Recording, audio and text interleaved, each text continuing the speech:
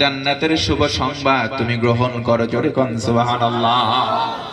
আমরা যদি বলি কেন জান্নাতের সংবাদ গ্রহণ করব, ফেরেশতারা আমাদের কর্ণকুহরে শোনায় দেবে আল্লাহর বাণী, ডেকে ডেকে বলবে আল্লাহর গোলাম, দুনিয়াতে আল্লাহরে বলেছিলা আল্লাহ আমার রব, আল্লাহ আমার সব, এই কারণে আমার আল্লাহ এত বেশি খুশি হলেন, তোমারে জান্নাতের বন্দোবস্ত করে দিলেন, জোরে কোন সুবহানাল্লাহ। এই জান্নাতের ওয়াদা আল্লাযী কুনতুম তুআদুন, এই ওয়াদা কিন্তু আজকের ওয়াদা নয়, এই ওয়াদা হলো জান্নাতের আগে ওই যে আলমে আরওয়াহা রূহের জগতেই আমরা ছিলাম, আল্লাহ বলেছিলেন আমি কি তোমাদের রব নই? আমরা সেই দিন বলেছিলাম বালা, ও আমাদের মুনিব আল্লাহ, অবশ্যই তুমি আমাদের রব, তুমি আমাদের সব। সেই দিন থেকে ওই ওয়াদা আজকে কার্যকারিতা হবে। ঈমান নিয়ে কেউ যদি মরে, আমার আল্লাহ বলেন গোলাম, দুনিয়াতে আমি আল্লাহর রব বলার কারণে আমি আল্লাহ রব্বুল আলামিন তোমার উপরে খুশি হয়ে জান্নাতের ঘোষণা দিয়ে দিলাম। এই আল্লাহকে রব বলে আমরা টিকে থাকতে চাই। আল্লাহ বলেন ও গোলাম, আল্লাহরে ভয় করো। ও ভাইরা, আমি জানতে চাচ্ছি বলুন তো ভয় করব কারে?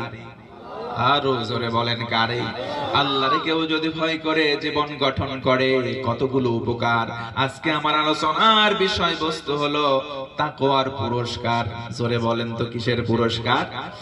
আল্লাহরে কেউ যদি ভয় করে তাহলে তারে মুত্তাকি বলে, তার মানে মুত্তাকি বান্দা আল্লাহর সব বান্দার চাইতে একটু নিয়ামতের দিক থেকে উচ্চ একটা স্থান পাবে।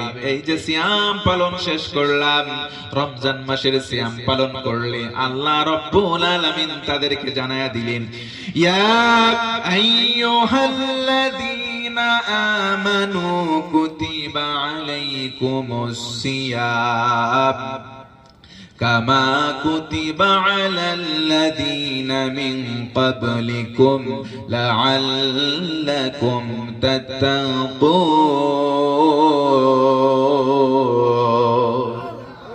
আয়াতে কারিমা বলা শেষ হবে যখন, আমি আমার হাত দিয়ে ইশারা করব, তখন আপনারা উঁচু গলায় একটা বার করে আল্লাহু আকবার বলে আল্লাহরে খুশি করবেন। তখন রাজি আছেন ইনশাআল্লাহ?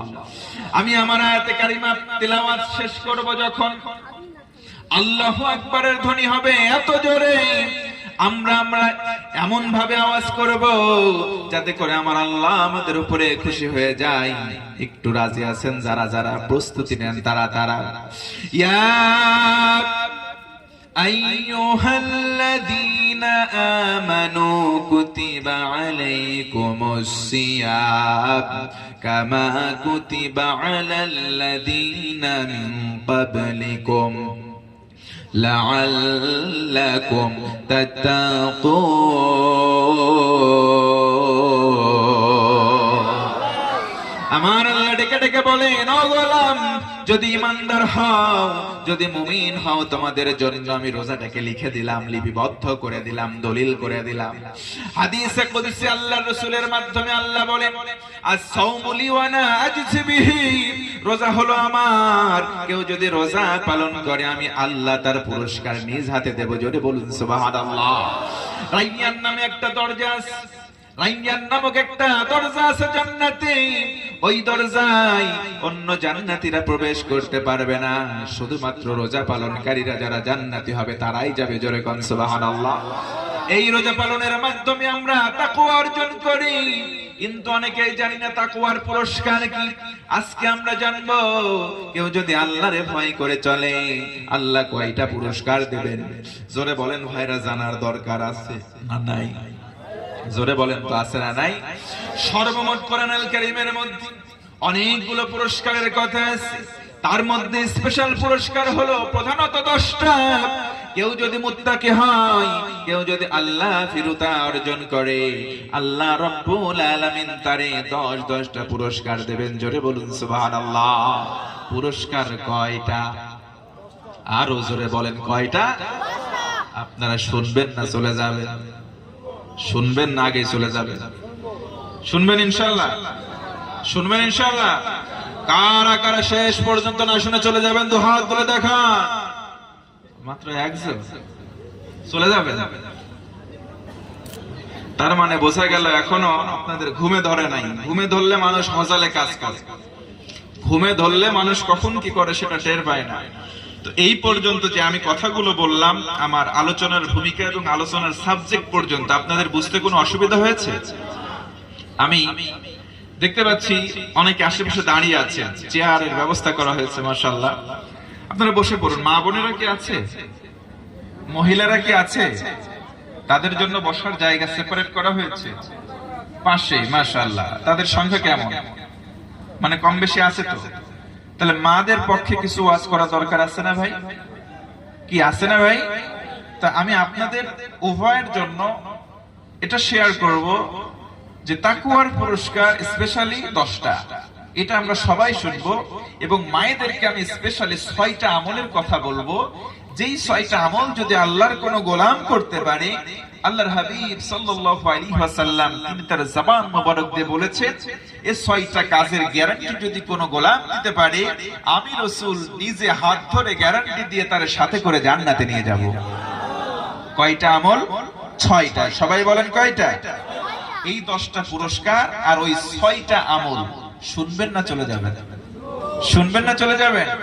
শেষ পর্যন্ত থাকবো ইনশাআল্লাহ। মাশাআল্লাহ। এই পর্যন্ত আলোচনা যদি বুঝে থাকেন তাহলে একটু উঁচু গলায় বলেন তো আল্লাহু আকবার।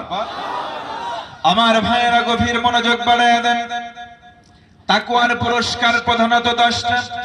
কেউ যদি আল্লাহরে ভয় করে, কেউ যদি আল্লাহ ভীরুতা অর্জন করে, 10টা পুরস্কার লাভ করবে। 1 নম্বর পুরস্কার আল্লাহ রাব্বুল আলামিন কোরআনে কারীমের মধ্যে জানালেন, গোলাম তুমি যদি মুত্তাকি হও, তুমি যদি আল্লাহ ভীরু হয়ে যাও, আমি আল্লাহ তাআলা তোমারে সরাসরি ভালোবাসবো। জোরে কোন সুবহানাল্লাহ। ইন্নাল্লাহা ইউহিব্বুল মুত্তাকিন।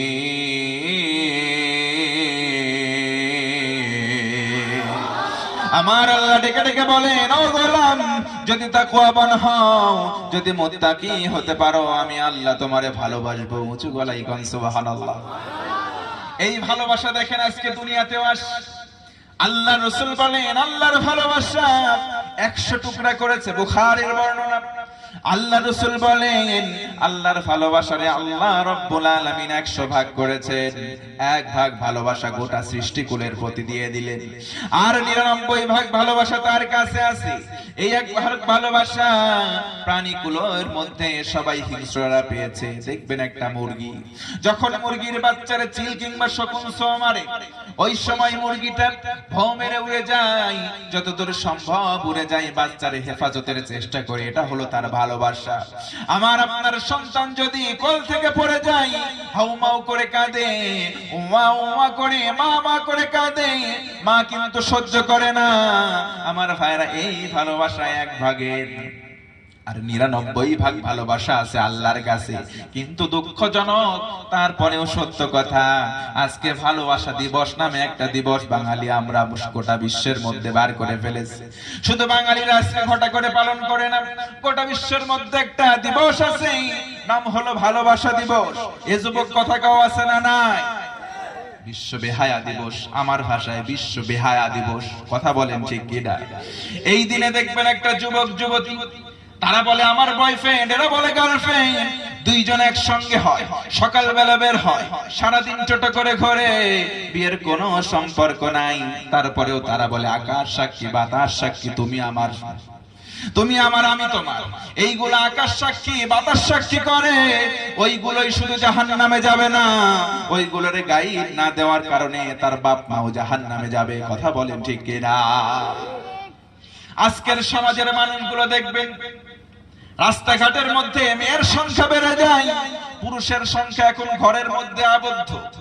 পুরুষরা আগের জামানায় ইফটিজিং করত, কিন্তু বর্তমান এমন অবস্থা ভাই, দেখবেন পুরুষরা ইফটিজিং করা কমায় দিয়েছে পুলিশের ভয়। এখন বর্তমান নারীরা তো সাহসী, পুরুষ